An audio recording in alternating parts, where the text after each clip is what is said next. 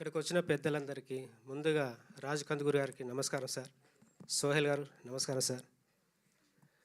ప్రణయ గోదావరి ఎంత విశాలమైందో మీ హృదయం కూడా అంత విశాలమైంది కాబట్టి మీరు అందరు ఇక్కడికి వచ్చారు మమ్మల్ని దీవించడానికి. వరుసగా మీ అందరి పాదాభివందనాలు. నన్ను ఇక్కడ ఈ స్టేజ్ పైన నిలబెట్టడానికి పిఎల్ విఘ్నేష్ గారు ఎంతో కష్టపడ్డారు. అంటే ఒక డైలాగ్ ఖచ్చితంగా చెప్పాలి.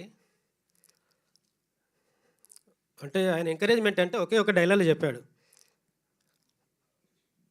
అంటే నా గురించి పక్క వ్యక్తి చెప్పేటప్పుడు జరిగిన సంఘటన అంటే అతను ఫిజికల్ హ్యాండిక్యాప్డే కానీ మెంటల్గా మాత్రం కాదు సార్. అతను నమ్ముకొని ఎంత దూరం ప్రయాణించవచ్చని ఒక నమ్మకం మాత్రం అన్నాడు. ఆ నమ్మకం నన్ను 1000 ఏనుగుల బలం ఇచ్చింది. నన్ను ఈరోజు స్టేజ్ పైన నిలబెట్టింది. అతనికి వన్సగా థ్యాంక్ యూ సార్, నన్ను ఇక్కడ నిల్చోబెట్టినందుకు. ఈ ప్రణయ గోదావరికి నా టాలెంట్ గమనించి నాతో పాటలు రాయించి కంపోజింగ్ చేయించి నాకు గొప్ప అవకాశం ఇచ్చి నన్ను మీ అందరు పరిచయం చేస్తున్నాడు. అతనికి వన్సగా థ్యాంక్స్. మీరు ఇక్కడ నుంచి నన్ను మీరు భరించాలి, నన్ను మీరు మోయాలి, నన్ను మీరు బ్రతికించాలి. అది నా ఆశ, నా ఆశయం. దయచేసి ప్రణయ గోదావరి సినిమా ఖచ్చితంగా చూడండి, థియేటర్లో చూడండి. చూసినాక 100% బాగలేదన్న మాట ఎవరైనా నాకు ఫోన్ చేసి చెప్పొచ్చు.